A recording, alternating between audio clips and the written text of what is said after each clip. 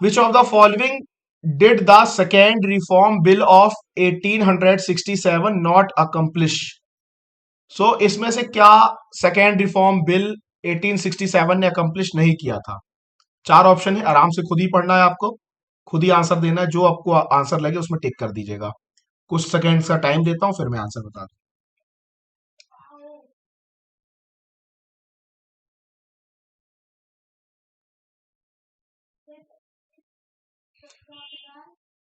तो answer to this question is option number C, बिल्कुल सही।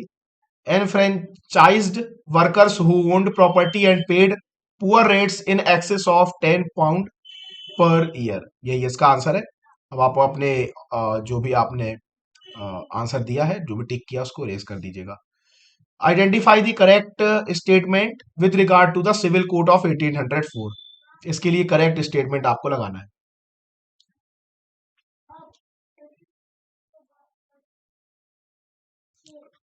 Option number C is correct answer. All the privileges based on the birth were abolished. So दो question हो गए। Third question, which of the following is not applicable to a worker in the organise sector? Organise sector में क्या applicable नहीं है, आपको बताना है।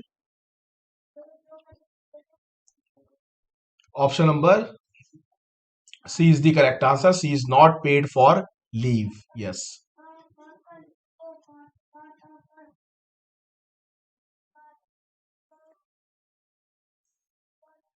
Fourth question, orientalism refers to, orientalism का मतलब क्या होता है?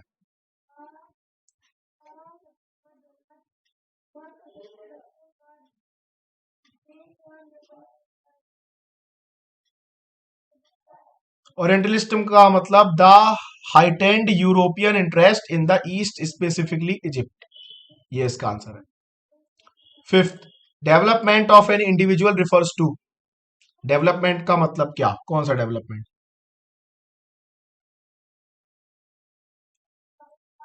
Answer is option number B, overall development. First and major test for democratic policies in our country was, first test क्या था डेमोक्रेटिक पॉलिटिक्स का? Creation of linguistic state is the correct answer. Linguistic state को सबसे पहले create किया गया था test के रूप में। अब इसको पढ़ लीजिए क्वेश्चन को, आंसर इसके ऑप्शन आपको नीचे मिलेंगे। Hari, son of farmer after studying from agriculture university has become a research scientist and undertakes work for developing hybrid oil seeds. Analyze the information to know the sector in which he has shifted from past to present. मतलब हरी कहां से कहां चला गया है, किस sector से किस सेक्टर में। पहले वो फार्मर का सन था और अब वो चला गया है एग्रीकल्चर यूनिवर्सिटी में, वहां साइंटिस्ट की तरह काम कर रहा है। तो ये है आपके चार option, tertiary to primary, secondary to primary, primary to tertiary, primary to secondary.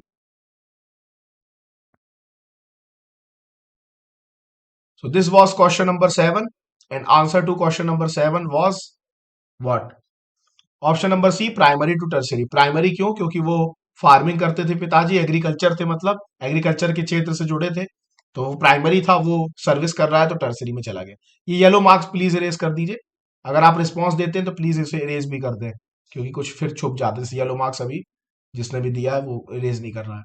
In general the significance of Greek war was that it, Greek war का सिग्निफिकेंस क्या था?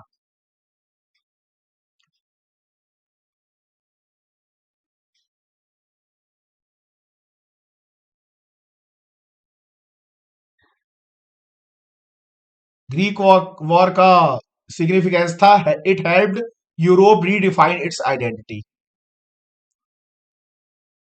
Ninth, in which one of the following state terrace cultivation is practice, terrace cultivation कहां किया जाता है? Answer is Uttarakhand, correct answer. Tenth, which ethnic group constituted a majority in Brussels, Brussels में ज्यादा कौन लोग थे, कौन सी लैंग्वेज बोलने वाले? फ्रेंच स्पीकिंग, ब्रुसेल्स कैपिटल थी बेल्जियम की। On which basis were states like Nagaland, Uttarakhand, Jharkhand created, Nagaland, Uttarakhand, Jharkhand को किस बेस पर क्रिएट किया गया है?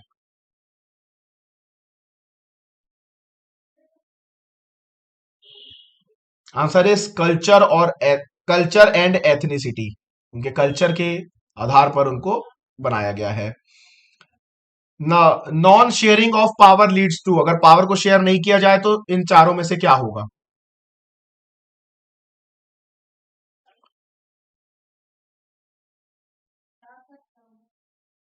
दोनों होंगे। कौन कौन? बी और सी दोनों। एक तो मेजोरिटी जो है मेजोरिटेरियन आ जाएगा, ऑपरेशन करने लगेगी, मतलब उसको दबाने लगेगी माइनॉरिटी को। और ये डेमोक्रेसी की स्पिरिट का नेगेशन भी कहलाएगा, क्योंकि डेमोक्रेसी का मतलब ही है सबको इक्वल रखना। 13 का आंसर बताइएगा। The value of final good and service produced in each sector during a particular year क्या कहलाता है ये? फाइनल गुड और सर्विस की वैल्यू हर एक पर्टिकुलर किसी भी ईयर में।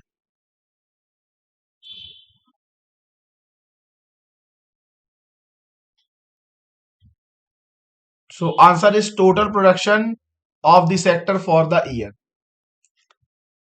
ग्रॉस प्रोडक्शन भी ठीक ही कह सकते हो, बस ग्रॉस डोमेस्टिक प्रोडक्ट प्रोडक्ट ऐसा कुछ लिखा होता, जीडीपी, तो मान सकते थे अपन।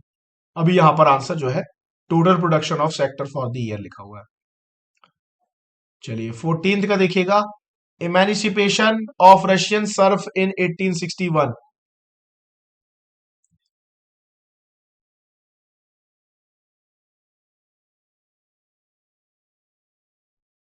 तो रशियन सर्फ का, ये सर्फ वही मजदूर जो गुलाम कह लो आप, उनके लिए जो ये काम हुआ था 1861 में, उससे क्या हुआ था कि उन्हें लीगल राइट मिल गया था 22 मिलियन सर्फ्स को। सर्फ वही गुलाम कहलाते थे। जर्मन कन्फेडरेशन के बारे में क्या कहेंगे आप 15th क्वेश्चन में?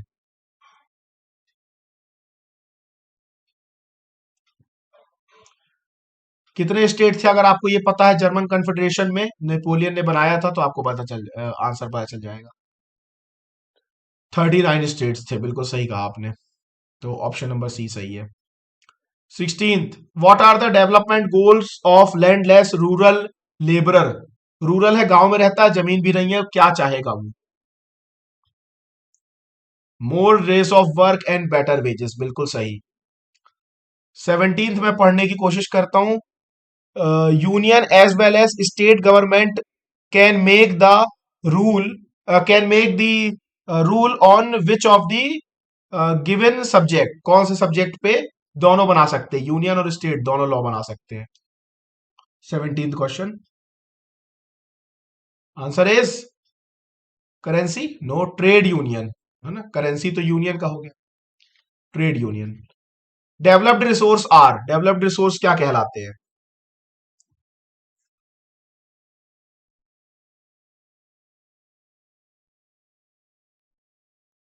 रिसोर्सेस जिनको सर्वे किया गया है और अब हम लोग उसको बहुत अच्छे से यूज कर पा रहे हैं, बहुत ज्यादा यूज कर रहे हैं आराम से, टेक्नोलॉजी भी बहुत सारी है अपने पास, मतलब, है ना। पेट्रोल डीजल तो डेवलप्ड हो गए। राइस कमर्शियल क्रॉप है हरियाणा में, और पंजाब में किस स्टेट में ये सबसिस्टेंस क्रॉप है?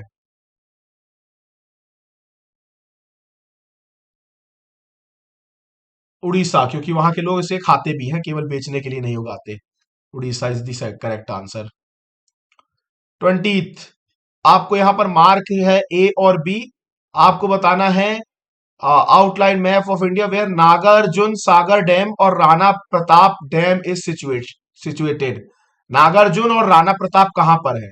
नागार्जुन और राणा प्रताप, नागार्जुन और राणा प्रताप डैम, स्टेट्स के नाम बताने हैं। नागार्जुन और Rana Pratap.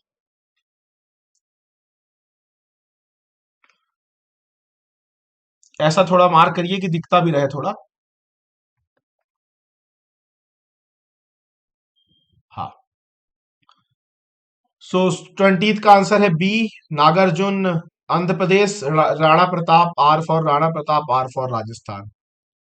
Assertion reasoning. Assertion है alluvial soil is ideal for the growth of paddy wheat cereal and pulse crop.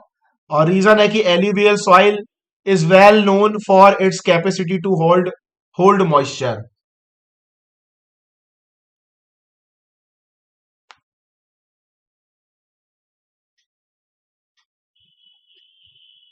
Both कह रहे हैं। Yes Saraswati, answer is C, A is true, R is false. Yes, correct. Question number 22. Assertion is Sinhala was organized as the only official language of Sri Lanka. Reason is the government of Sri Lanka wanted to establish the supremacy of Sinhala community. A. Correct answer. Everything is correct. 23. Italy was divided into 7 states, of which only one was ruled by Italian princely house. Reason, North was under the domination of Bourbon kings of Spain. 23 का क्या सोचते हैं आप? सी. 23 का answer है C. ठीक है. C means आपका असर्शन ट्रू है, रीजन फॉल्स है. 24. Arid soil is unsuitable for cultivation. Reason है कि एरिड सॉइल सैंडी होती है और उसमें सलाइन नेचर में होती है, नमक होता है और इससे फिल्टर नहीं होता वाटर. तो 24 का आंसर आप कह रहे हैं ए. सब लोग ये कह रहे हैं, लेकिन 24 का आंसर सी है. सी. 24 का आंसर सी है. एक बार इसे चेक भी कर लीजिएगा. ठीक है. नॉट ऑल द आंसर्स, मतलब सब आंसर आपको, अगर देखो कोई आंसर अगर आपको डाउट लगे तो फिर आप उसे कंफर्म भी कर सकते हो. 25th. The development of agriculture and industry leads to the development of service sector. Reason, as the primary and secondary sector develops, the demand of transport, storage, structure, bank, insurance increases. तो 25th का answer A है. सब कुछ सही है. ठीक है. तो आपको केवल 24 का आंसर एक बार चेक कर लेना है. एक बार आप गूगल पे सर्च कर लेना है इसके बाद दोनों को लिखकर स्टेटमेंट को. ठीक है. बाकी सब सही है. केस बेस्ड केस आप इसको पढ़ लीजिए जो इन्फॉर्मेशन है और पहला आंसर फिर टिक कर दीजिए. जब आप पहला कर देंगे तो फिर आगे बढ़ जाएंगे अपन. अब ऐसा मत करो कि ऑप्शन ही छुप जाए स्टूडेंट्स. बाकी को भी देखने दो. ऑप्शन नहीं दिख रहा है मुझे.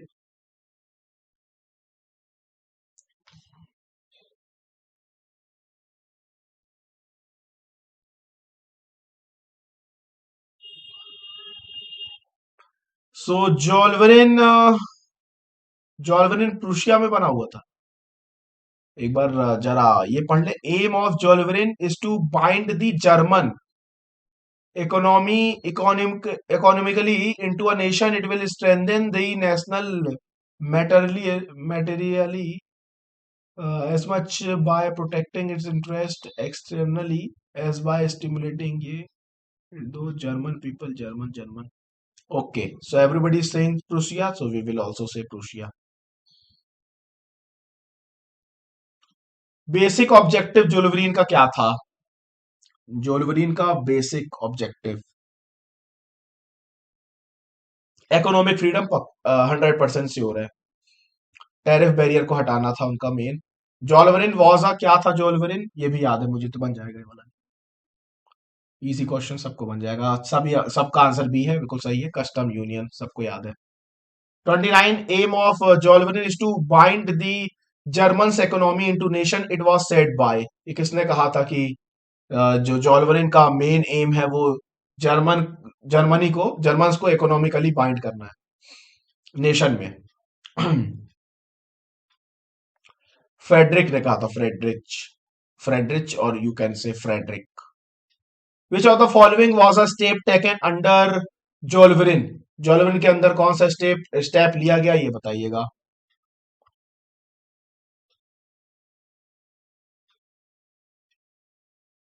दोनों लिए गए थे 1 और 2, यानी option number C. Tariff barrier को हटा दिया था और करेंसी को भी 30 से 2 कर दिया गया था. ये तो मैंने भी पढ़ा हुआ है. तो इजी क्वेश्चन है ये तो. सबसे बन रहा है. ये है दूसरा पैसेज. इसको भी पढ़ लीजिए आप आराम से और फिर पहले क्वेश्चन का आंसर बताइएगा.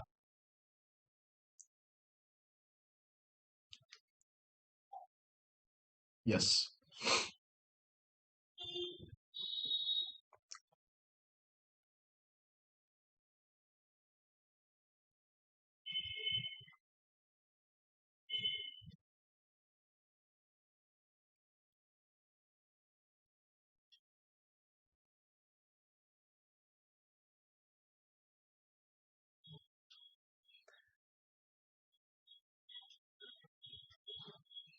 तो कंट्री को डेवलप करने के लिए क्या करना होगा हमें? रिसोर्स की प्लानिंग करना होगी। It means option number 2 means option number B correct है। स्टूडेंट्स मैंने पहले भी कहा है, प्लीज ऐसा आप अपना रिस्पॉन्स रिकॉर्ड करिए जिससे कि वो ऑप्शन ना छुप जाए, बाकी बच्चों को फिर देखेगा नहीं तो वो कैसे सोचेंगे। तो पहला हो गया रिसोर्स प्लानिंग। दूसरा बताइएगा, विच one of the following is not a criterion for resource planning? Resource planning का कौन सा क्राइटेरिया नहीं है?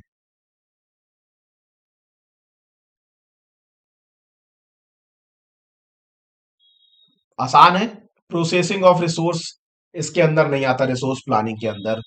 हम बस उसका यूज कैसे करना है जुडिशियस वे में करते हैं हम लोग, ये सब हम लोग प्लान करते हैं।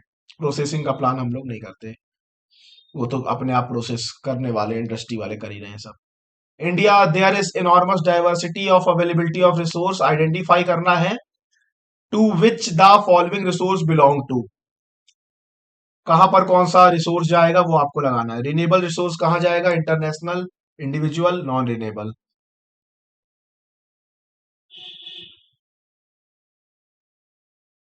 सी करेक्ट है। रिन्यूएबल का विंड हो गया, फिर बी का हो गया फोर्थ यानी ओशन हो गया इंटरनेशनल, उसके बाद सी का हो गया थर्ड, इंडिविजुअल का नहीं नहीं, इंडिविजुअल का तो कार जाना चाहिए लेकिन चलो ठीक है। सी का पेट्रोल और non renewable, no no no, यहाँ पर इंडिविजुअल का कार जाएगा, नॉन रिन्यूएबल का पेट्रोल। तो मेरे ख्याल से सी का वन आना चाहिए और वन का टू, लेकिन वन का टू केवल, हाँ यहाँ पर ये गलती इन्होंने किया हुआ है, क्योंकि इंडिविजुअल कार तो इंडिविजुअल की होगी ना, तो ऑप्शन सी ही लगा रहे हैं अपन। ए का टू तो पक्का है, रिन्यूएबल हो जाएगी विंड एनर्जी। इंटरनेशनल है ओशन, ये तो पता है आपको। और इंडिविजुअल का कार हो गई, नॉन रिन्यूएबल हो गई पेट्रोलियम। तो डी का आपका थर्ड, और डी का थर्ड एक ही जगह है सी में, जो अपन ने बना दिया अभी। चलिए आगे बढ़ते हैं। कौन सा ट्रू नहीं है रिसोर्स प्लानिंग के लिए? कौन सा इसमें से ट्रू ऑप्शन नहीं है? क्या नहीं करते हम रिसोर्स प्लानिंग में?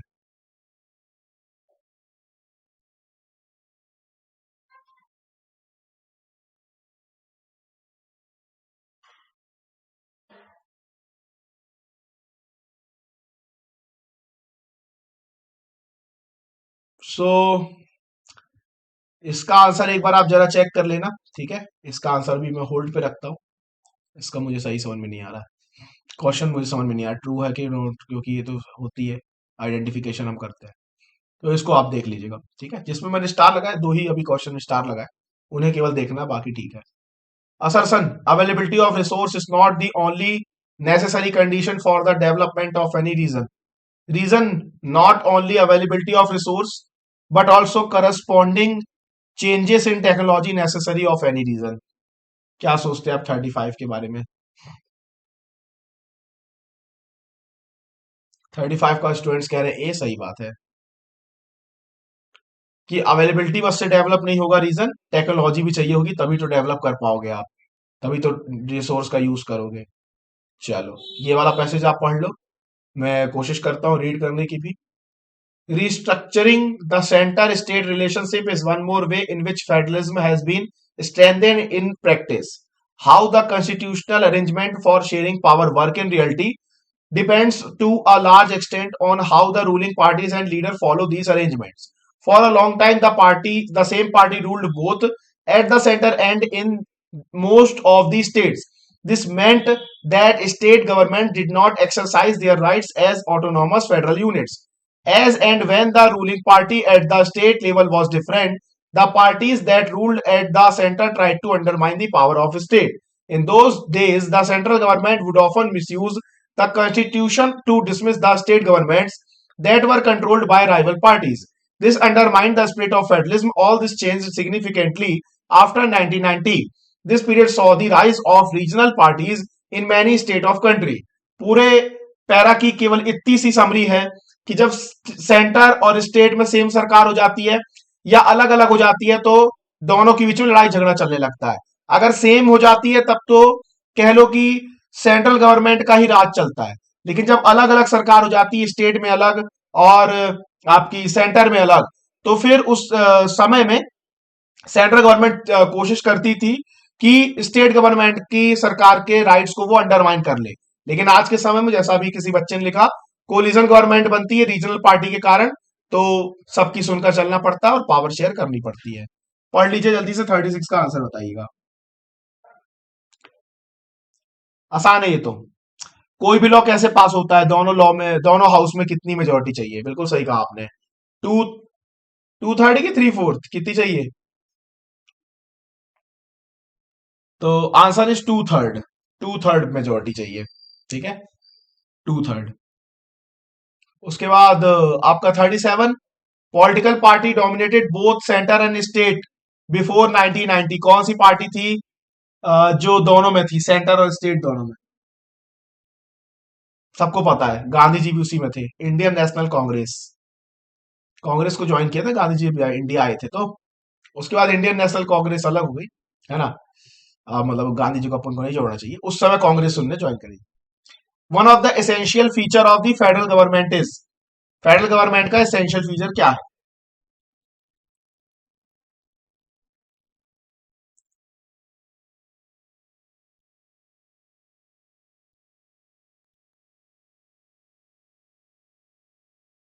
यस, डी मुझे भी लग रहा है और सही भी होना चाहिए।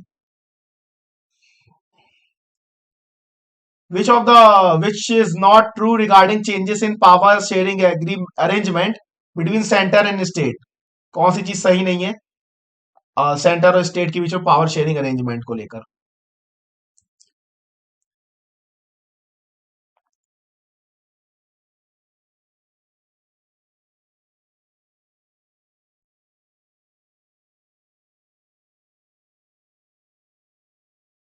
बिल्कुल सही कहा आपने। Answer to that question was D. अभी आ जाए ये, कि पार्लियामेंट केवल चेंज कर सकती है, अमेंड कर सकती है, ऐसा नहीं है। फिर regional party, political party is one of that, कौन होती है regional political party? Regional political party से क्या समझते हो आप? ऑल ऑफ दी अबव, उसको एक यूनिक इलेक्शन का सिंबल देते हैं, उसको अदर फैसिलिटी मिलती है, इलेक्शन कमीशन रिकॉग्नाइज करता है, और इलेक्शन कमीशन से वो रजिस्टर हो जाती है। ये हो गए 40 क्वेश्चन के सेट। यहाँ पर आपके ओएमआर शीट है। ये तो उतनी काम नहीं आएगी। अब आ गया प्रैक्टिस पेपर 2, इसमें भी 40 क्वेश्चन अपन कोशिश करते हैं आधे घंटे में इसको खत्म करते हैं। विच of the following was the main focus of the first 5 year plan? First 5 year plan का फोकस, लैंड रिफॉर्म, बिल्कुल सही। उस समय जमीन की दिक्कत थी किसानों के पास, कुछ के पास बहुत जमीन थी, कुछ के पास थी ही नहीं। भूदान और ये सब, ग्रामोदान, ये सब चला था, है ना। Different argument are usually put forth in favour of and power against power sharing, identify करना है दोस्त जो फेवर ऑफ पावर शेयरिंग है, एंड सिलेक्ट आंसर। तो फेवर केवल बताना है, पावर शेयरिंग के फेवर में जो स्टेटमेंट है वो बताने हैं केवल आपको, जो उसके साथ होते हैं। ए वाला हाँ सही है, कन्फ्लिक्ट या लड़ाई झगड़ा नहीं होगा। ठीक है, बी वाला आर्बिट्रीनेस की पॉसिबिलिटी खत्म करेगा, डिसीजन मेकिंग में डिले, ऐसा कुछ नहीं होता, है ना। अकोमोडेट डाइवर्सिटी, डाइवर्सिटी को अकोमोडेट करता है, ये भी ठीक है।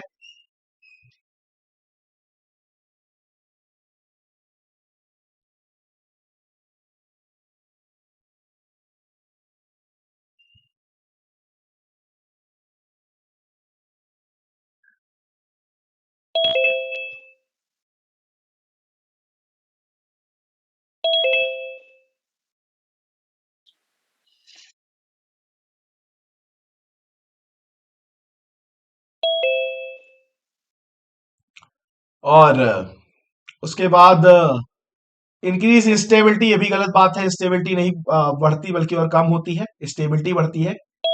और लोगों का पार्टिसिपेशन बढ़ता है, यूनिटी को खत्म नहीं करता, यानी ऑप्शन नंबर ये सही है, A B D F.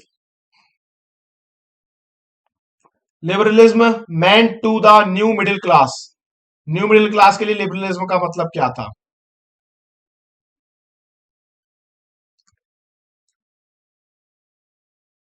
Freedom from individual and equality of all before law, उनको भी इक्वलिटी चाहिए थे लॉ के बिफोर, यही उनके लिए लिबरलिज्म का मतलब था। ओके। थर्ड हो गया, fourth okay. Which new spirit guided European nation after Napoleon defeat, Napoleon के हार के बाद कौन सी स्पिरिट वहां पर गाइड कर रही थी लोगों को? कंजर्वेटिज्म, क्योंकि नेपोलियन ने कंजर्वेटिज्म को हटा दिया था, वो वापस आ गई थी।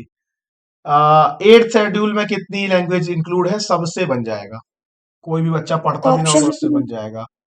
22, yes. How you are able to speak now?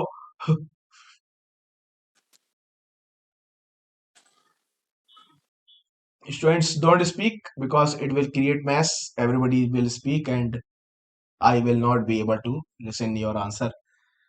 Sixth, alluvial soil are favorable for the growth of. Alluvial soil किसकी ग्रोथ के लिए फेवरेबल होती है? Answer number A, sugar cane, paddy, wheat and other cereal and pulses crop. चलो, बढ़िया है। Seventh, big land owner has purchased farm machinery, 10 lakh रुपए की खरीदा farm machinery to mechanise his farms.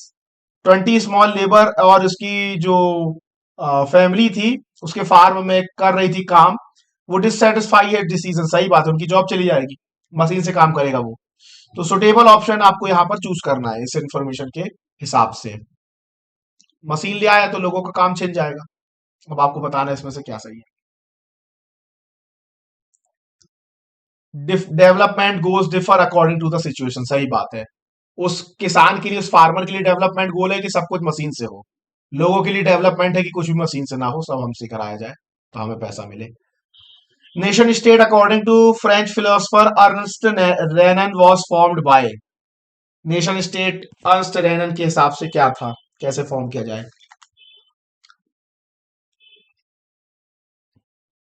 Both B and सी, ठीक है, कि उसमें हिस्ट्री सेम हो, ये सब हो, और उसके बाद सॉलिडेटरी हो, solidarity, yes.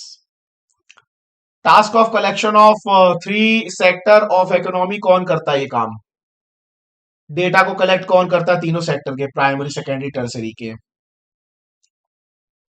Answer is NSSO, very good, national sample survey organisation ना, यही इसका फुल फॉर्म है, sample survey. Tenth, which one of the following is the main cause of land degradation, Punjab में लैंड डिग्रेड क्यों हो रही है? बिल्कुल सही कह रहे हैं बच्चे, ओवर इरिगेशन, बहुत सिंचाई करते हैं, लैंड इसलिए डिग्रेड हो रही है।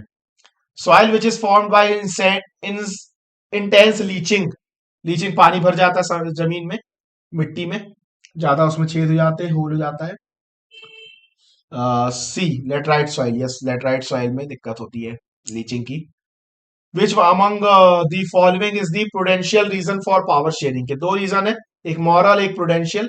प्रूडेंशियल मतलब logical reason, logical reason power sharing के लिए। पहला रीजन तो मॉरल है, ये वाला मॉरल रीजन है, तो ये तो आंसर हो ही नहीं सकता। और जो कंफ्लिक्ट वाला है वही उसका आंसर है, प्रूडेंशियल रीजन में कंफ्लिक्ट वाला आता है, मॉरल रीजन में ये स्पिरिट वाला आता है, स्पिरिट ऑफ डेमोक्रेसी। दो रीजन आपने पढ़े भी होंगे। 13th, which of the following incorrect बताना यूनिटरी गवर्नमेंट के रिगार्डिंग। यूनिटरी गवर्नमेंट, सारी पावर एक के हाथ में, राजा वाली, मोनार्की कह सकते हो, मोनार्की की जैसी। और बाकी जो सरकार के बाकी लेवल होते हैं गवर्नमेंट के, वो सबऑर्डिनेट होते हैं यूनियन गवर्नमेंट के और मेन गवर्नमेंट की। तो सारा पावर एक के हाथ में है, उसके लिए इनकरेक्ट बताना है, इनकरेक्ट, इनकरेक्ट, इनकरेक्ट, गलत चीज बतानी है, सही चीज नहीं बतानी है।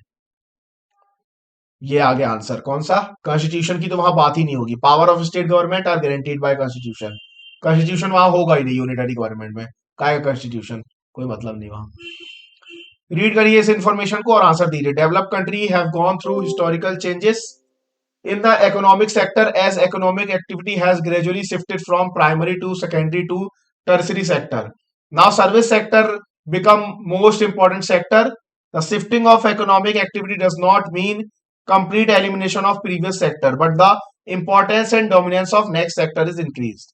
History of developed country indicates that, क्या इंडिकेट करती है? ऊपर लिखा हुआ, आराम से पढ़ोगे, पैसेज में ये आंसर है।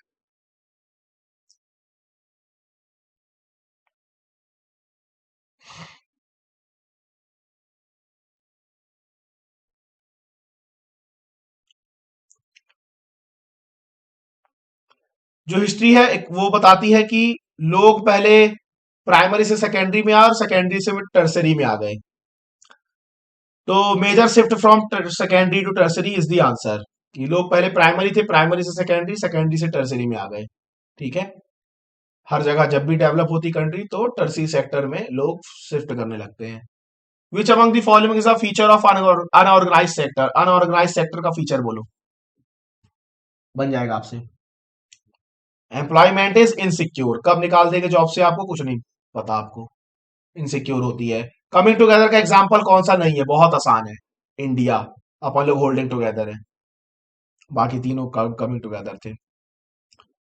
What major issue was criticised by liberal nationalist? कौन से इशू को क्रिटिसाइज किया लिबरल नेशनलिस्ट ने? Efficient bureaucracy. ठीक है। राजशाही, वो जो नौकरशाही को उन्होंने क्रिटिसाइज किया। What does resource planning in India involve? Resource planning India में जब होती है तो उसमें क्या क्या इन्वॉल्व होता है? सर्वे, मैप, क्वालिटेटिव क्वांटिटेटिव एस्टिमेशन और मेजरमेंट ऑफ रिसोर्स, ये सारी चीजें रिसोर्स प्लानिंग में होती हैं। पर कैपिटा इनकम क्या कहलाती है? बहुत आसान है। पर कैपिटा इनकम, इनकम पर पर्सन, हर इंसान की इनकम को हम कहते हैं पर कैपिटा इनकम। यहां पर आपको ये बताया गया है ए एंड बी और पॉलिटिकल मैप। आपको बताना मेजर वीट और कॉफी कहां कहां होती है। तो ए जो जगह है वो वीट वाली है, बी कॉफी वाली, पहचानना है कि वो कौन सी जगह है। वीट और कॉफी, वीट कहां होगा मेजर और कॉफी कहां होगी, पता चल गया होगा आंसर। हाँ, वीट कॉफी। पंजाब कर्नाटक, बिल्कुल सही। Wheat Punjab, coffee Karnataka. B is the correct answer.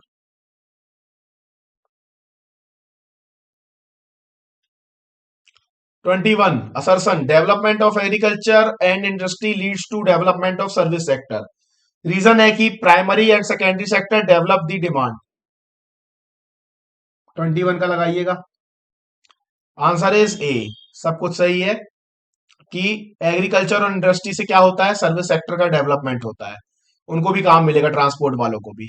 और प्राइमरी और सेकेंडरी सेक्टर डिमांड को डेवलप करते हैं। ठीक है। Biochemical input irrigation and irrigation को यूज किया जाता है हायर प्रोडक्शन के लिए। बायोकेमिकल का जो डोसेस इनपुट है are use to grow crop rapidly, से जल्दी जल्दी फसल उगाने के लिए इसको यूज करते हैं। किसको? डोजेस ऑफ बायोकेमिकल इनपुट को। 22 में सब सही है, ऑप्शन नंबर ए सब कुछ सही है। बायोकेमिकल से बढ़ता भी है प्रोडक्शन और जल्दी जल्दी भी होता है। 23 a major step toward decentralisation, 1992 में क्या लिया गया था डिसेंट्रलाइजेशन के लिए स्टेप? और फिर कहते हैं कॉन्स्टिट्यूशन को अमेंड किया गया था और थर्ड टायर डेमोक्रेसी का बनाया गया था, ज्यादा पावरफुल और इफेक्टिव, जिसे लोकल गवर्नमेंट कहते हो। आंसर इज ए, सब कुछ सही है। डिसेंट्रलाइजेशन डिसेंट्रलाइजेशन 1992 में हुआ था, उसके बाद लोकल गवर्नमेंट को और पावरफुल बना दिया गया। मोहन एक शॉपकीपर है जो पे करता है टैक्स टाइम पे।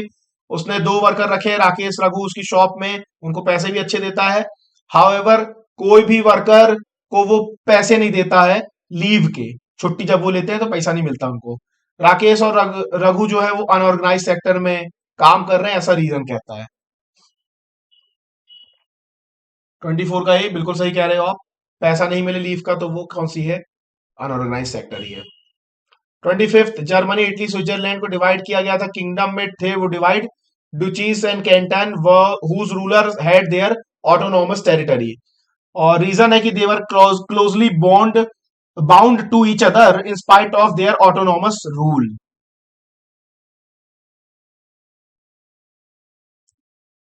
सी बोल रहा है कोई बच्चा, बहुत बढ़िया, सी। असर्शन ट्रू और रीजन फॉल्स है ना, सी का मतलब यही हुआ। Assertion true, reason false, yes. A is true, or is false. A true है कि वो डिवाइड थे किंगडम्स में, लेकिन ये वाला दूसरा वाला फॉल्स है कि वे बाउंड थे एक दूसरे से बहुत। फिर इसको पढ़ लीजिएगा जल्दी से पैसेज को और बता दीजिएगा पहला आंसर।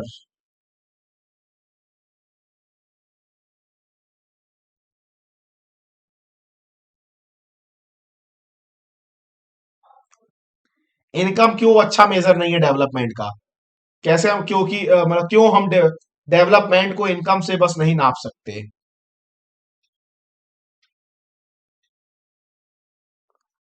क्योंकि answer is,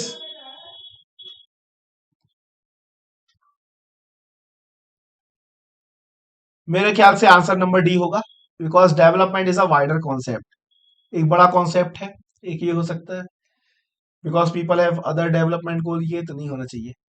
wine cups is an adequate because the concept of development varies for everyone. Development is a wider concept, ये माना जाएगा, इनकम बस से नहीं होता. और एक बार इसमें पढ़ भी लेते हैं, अगर इसमें तो नहीं दिया.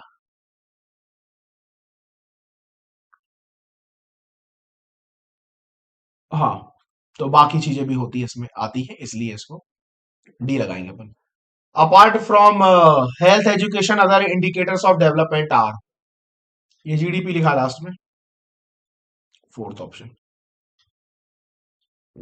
हेल्थ एजुकेशन को छोड़कर बाकी और कौन सी चीजें आती हैं डेवलपमेंट में? Answer is standard of living. Health education standard of living. अच्छा, नहीं नहीं नहीं, स्टैंडर्ड ऑफ लिविंग भी आएगा, और वहां पे चार ऑप्शन है, दो दो दो दो, दो आंसर सही है. इसका इसका क्या लगाया जा सकता है? Standard of living and income, one and two. Yes, standard and of living and income. Which of the following is correct for human development report? Human development report के लिए करेक्ट आंसर बताइएगा.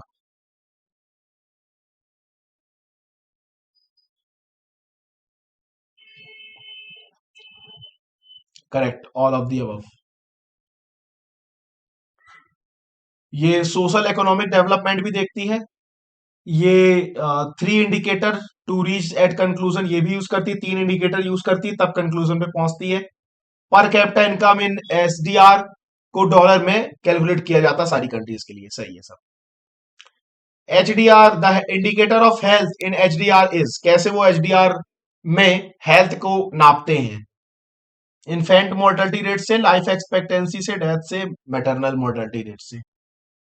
29 का answer is, answer is B, life expectancy at birth. Purpose of publishing the SDR for the UNDP is, क्या purpose है SDR को publish करने का?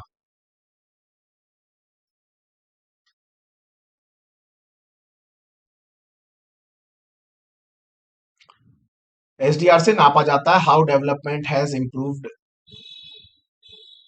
How to measure how development has improve human life.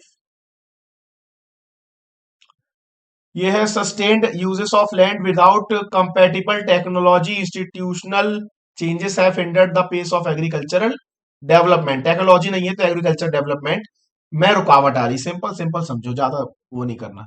In spite of development of source of irrigation, most of the farmer in large part of country still depend upon monsoon and natural fertility in order to carry on their agriculture.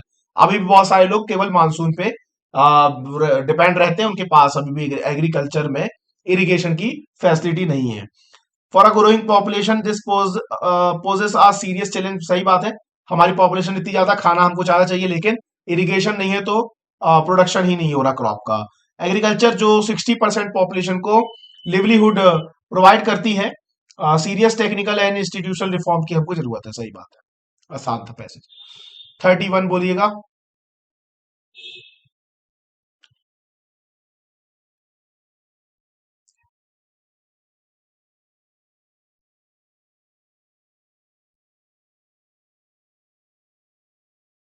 कौन सी farming के बारे में बात किया गया? ऊपर population बढ़ने के बारे में बात किया गया है. पॉपुलेशन बढ़ेगी तो मेरे ख्याल से इंटेंसिव आना चाहिए. विच of the following best describe the nature of farming being described in the source? एक बार देख लेता हूँ. फार्मर इन लार्ज पार्ट है, यहाँ पर मॉनसून पे डिपेंड है. मॉनसून पे तो प्रिमिटिव फार्मिंग होती है, तो मॉनसून वाली बच्चों, ठीक है, मॉनसून वाली प्रिमिटिव है. Primitive subsistence farming. Farming essential क्यों है? For meeting the blank farming. अच्छा, कौन सी ग्रोइंग पॉपुलेशन के लिए कौन सी वाली चाहिए? ये पता चल गया। हाँ, ये तो इंटेंसिव ही होगी। इंटेंसिव मतलब छोटी जमीन पर बहुत ज्यादा प्रोडक्शन करना होगा। लैंड कम है, प्रोडक्शन ज्यादा करना होगा, पॉपुलेशन ज्यादा है क्योंकि। टेक्निकल और इंस्टीट्यूशनल रिफॉर्म किसको नहीं कहा जा सकता इन चारों में से? कौन सा टेक्निकल और इंस्टीट्यूशनल रिफॉर्म नहीं है?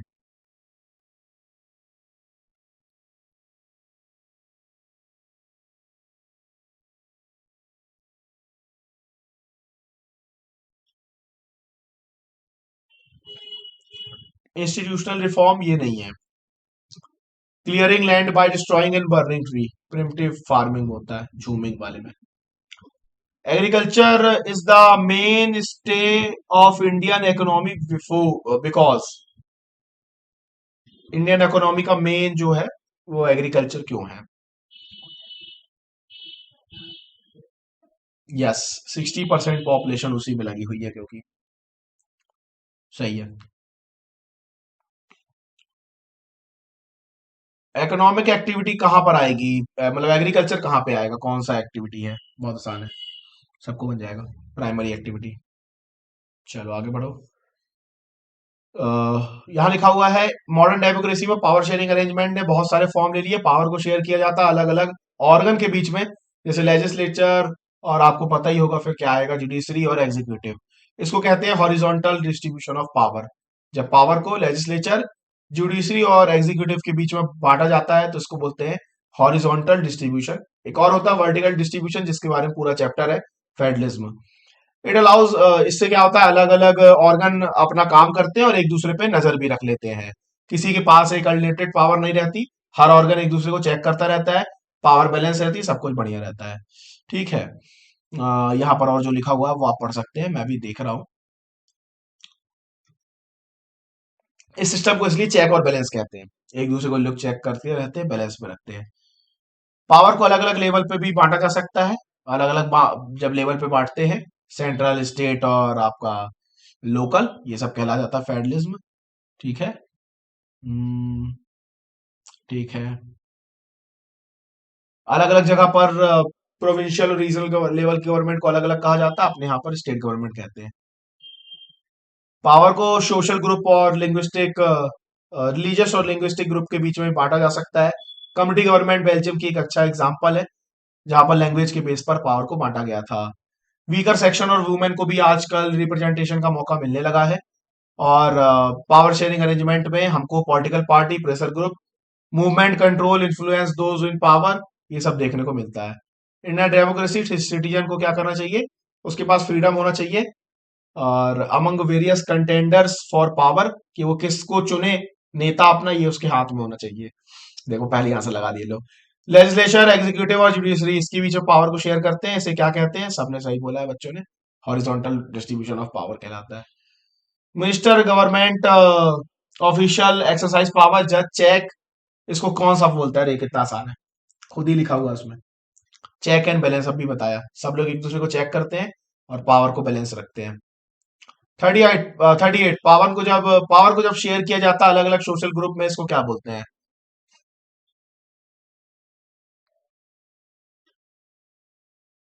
Community government.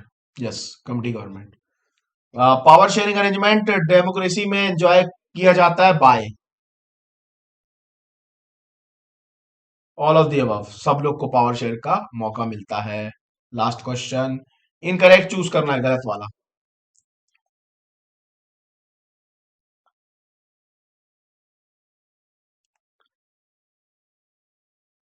बहुत सरल है, बी। क्योंकि वो फेडरल से यूनिटरी कभी नहीं जाएगा, बल्कि यूनिटरी से आप कह सकते हो फेडरल में चला गया। यूनिटरी बहुत गंदा होता है ना, खराब होता है। तो ये हो गया आपका यहाँ पर खत्म। दो अपन ने प्रैक्टिस पेपर का एम लिया था, दोनों अपन ने खत्म कर दिए हैं। तो ये वाला पीडीएफ अगर आपको चाहिए हो तो आप बता सकते हैं, मैं आपको सेंड कर दूंगा। और यहीं पर अब आज की क्लास खत्म होती है।